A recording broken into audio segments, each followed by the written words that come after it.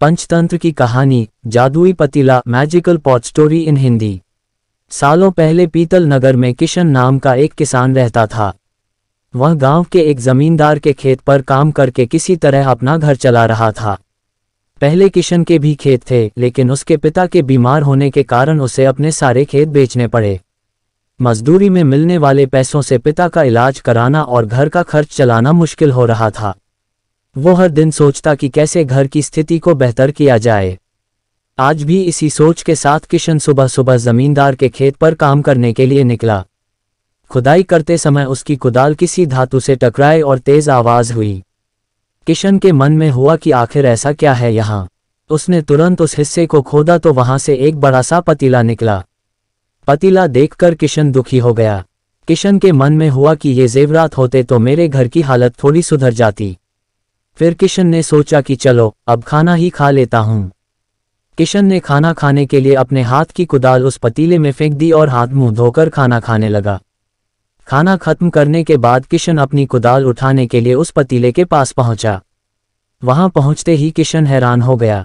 उस पतीले के अंदर एक नहीं बल्कि बहुत सारे कुदाल थे। उसे कुछ समझ नहीं आया। तभी उसने अपने पास रखी एक टोकरी को भी उस पतीले में फेंक दिया। वो एक टोकरी भी पतीले के अंदर जाते ही बहुत सारी हो गईं। ये सब देखकर किशन खुश हो गया और उस जादुई पतीले को अपने साथ घर लेकर चला आया। वो हर दिन उस बर्तन में अपने कुछ औजार डालता और जब वो ज्यादा हो जाते तब उन्हें बाजार जाकर बेच आता। ऐसा करते करते किशन के घर की हालत सुधरने लगी। उसने इस तरह से बहुत पैसा कमाया और अपने पिता का इलाज भी करवा लिया। एक दिन किशन ने कुछ गहने खरीदे और उन्हें भी पतीले में डाल दिया। वो गहने भी बहुत सारे बन गए। इस तरह धीरे धीरे किशन अमीर होने लगा और उसने जमींदार के यहाँ मजदूरी करना भी छोड़ दिया। किशन को अमीर होते देख जमींदार मोहन को किशन पर शक हुआ। वो सीधे किशन के घर पहुंचा। वहां जाकर उसे जादुई पतीले के बारे में पता चला।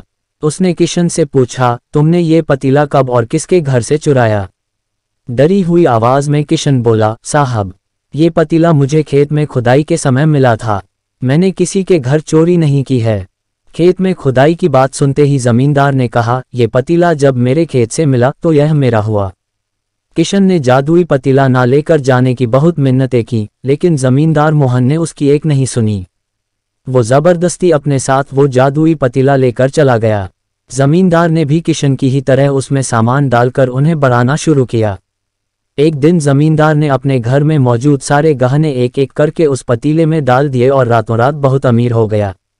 एकदम से जमींदार के अमीर होने की खबर पीतल नगर के राजा तक पहुंच गई। पता लगाने पर राजा को भी जादुई पतीले की जानकारी मिली। फिर क्या था, राजा ने तुरंत अपने लोगों को भेजकर जमींदार के यहाँ से वो पतीला राजमहल मंगवा लिया। राजमहल में उस जादुई पतीले के पहुंचते ही राजा ने अपने आसपास मौजूद सामान को उसमें डालना शुरू दिया। सामान को बढ़ता देखकर राजा दंग रह गया। होते होते आखिर में राजा खुद उस पतीले के अंदर चला गया। देखते ही देखते उस पतीले से बहुत सारे राजा निकल आए। पतीले से निकला हर राजा बोलता, मैं पीतल नगर का असली राजा हूं, तुम्हें तो इस जादुई पतीले ने बनाया है। ऐसा होते होते सारे राजा आपस में लड़ने लगे और लड़कर मर गए। लड़ाई के दौरान वो जादुई पतीला भी टूट गया। जादुई पतीले के कारण राजमहल में हुई इस भयानक लड़ाई के बारे में नगर में सबको पता चल गया। इस बात की जानकारी मिलते ही मजदूर किशन और जमींदार मोहन ने सोचा, अच्छा हुआ कि हमने उस जादुई पतीले का इस्तेमाल सही से किया। उस राजा ने अपनी मूर्खता के कारण अपनी जान ही खो दी। कहानी से सीख। जादुई पतीले की कहानी से दो सीख मिलती हैं।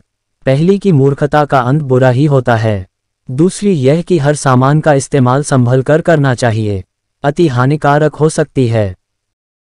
अगर यह कहानी आपको अच्छी लगी हो तो हमें कमेंट में जरूर बताएं तथा हमारे चैनल को सब्सक्राइब जरूर कर ले ताकि आपको अच्छी अच्छी कहानियां सुनने को मिले।